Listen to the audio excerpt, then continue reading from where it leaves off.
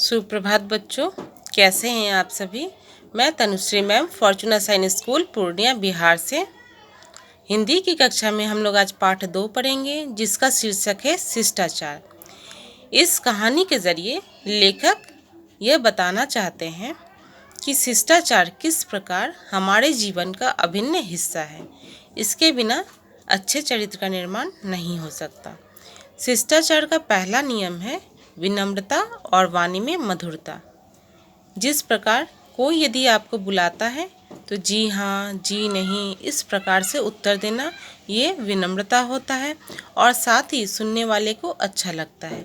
जैसे कि इस कहानी में 2 बालक हैं, एक का नाम सचिन है, दूसरे का नाम प्रवीण है। सचिन जब भी किसी से मिलता है तो वो अंकल, ताऊजी कहकर संबोधन करता है, साथ में नमस्ते कहता है।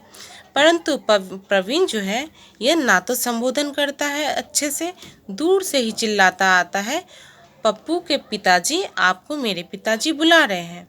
इस प्रकार के वाक्य बोलने से गांव वाले उसे पसंद नहीं करते हैं। जहां सचिन की प्रशंसा होती है, वहीं पे प्रवीण की निंदा होती है। अब आप कहेंगे, क्या बोली में मिठास, विनम्रता ही पर्याप्त है? नहीं, विनम्रता आपके कर्मों में होनी चाहिए।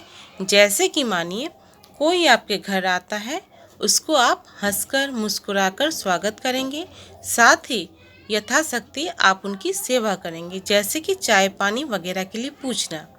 ठीक है। फिर यदि आप सफ़र कर रहे हो, रेल यात्रा हो या बस से यात्रा कर रहे हो, वहाँ पे ढेर सारे लोग होंगे, कुछ बुजुर्ग होंगे, कुछ महिलाएं होंगी, अपंग भी हो सकते हैं, तो आप सबसे पहले उनको जगह देंगे। ये भी विनम्रता के तहत आते हैं। ठीक है। अब हम लोग विनम्रता के यानी कि शिष्टाचार के दूसरे नियम को पढ़ते हैं।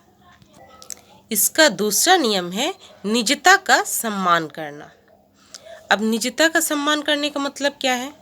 मतलब ये है कुछ बातें निजी होती है, जैसे कि किसी से वेतन ना पूछना, किसी से उसकी उम्र ना पूछना, ये उनकी निजी बातें हैं, ये आपको पूछनी नहीं चाहिए। साथ ही यदि कोई कुछ छुपाकर लिखना चाहता है या अपनी बात गोपनीय रखना चाहता है, तो उससे कभी भी जोर जबरदस्ती मत पूछिए, ना ही ताक झांक कीजिए। इससे क्या होगा? इससे आपके भी स्वाभिमान की रक्षा होगी। यदि आप दूसरे के चीज़ों में ताक झांक नहीं करेंगे तो स्वतः ही कोई आपकी चीज़ों में भी ताक झांक नहीं करेगा। ठीक है।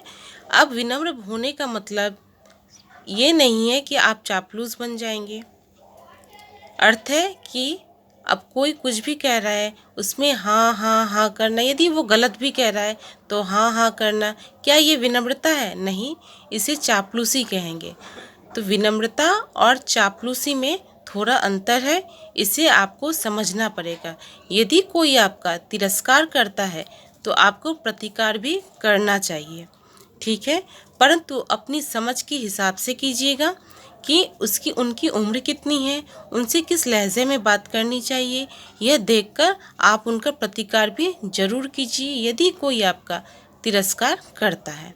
चलिए अब हम लोग शिष्टाचार के तीसरे नियम को पढ़ेंगे। इसका तीसरा नियम है अनुशासन का पालन करना तथा अपने आप पे नियंत्रण रखना। अब अनुशासन का पालन किस प्रकार करेंगे? उदाहरण के तौर पे मैं बता रही हूँ, मानिए कि आपके घर में आपने पूजा रखवाई है या कि कोई तरह की पार्टी फंक्शन रखवाई है, आज जिसमें आपके मित्र भी आते हैं और आप अचानक सभी के बीच में दौड़ते हैं, हुल्लड़बाजी करते हैं, तो ये क्या अनुशासन है?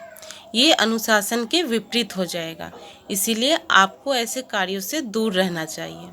दूसरा मैंने कहा खुद पर नियंत्रण रखना। अब ये कैसे कर सकते हैं? खुद पर, जैसे कि आप कोई भी कार्य कर लेते हैं तो आपको भी जल्दीबाजी रहती है कि मैं पूरा कर चुका हूँ तो मुझे ये कर लेना चाहिए। जैसे मानिए रोज़ाना के तौर पे मैं बता रही हूँ, आप लोग घर में 4 सदस्य हैं, बैठकर सब एक साथ खाना खाते हैं। ठीक है।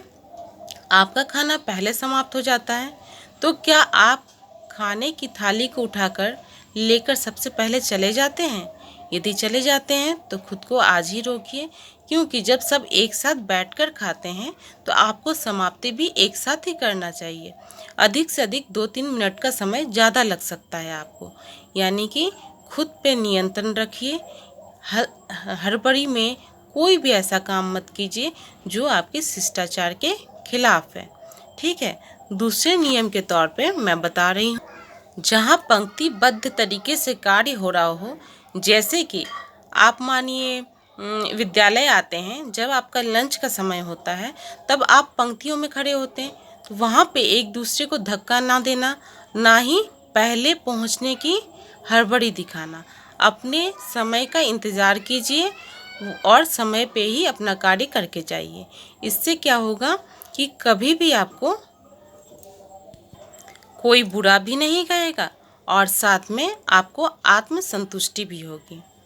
और ये सारे आपको सर्वत्र पालन करना चाहिए। शिष्टाचार के जितने भी नियम हैं हमेशा अपने साथ रखिए, जहाँ भी जाइए आप इसका पालन कीजिए।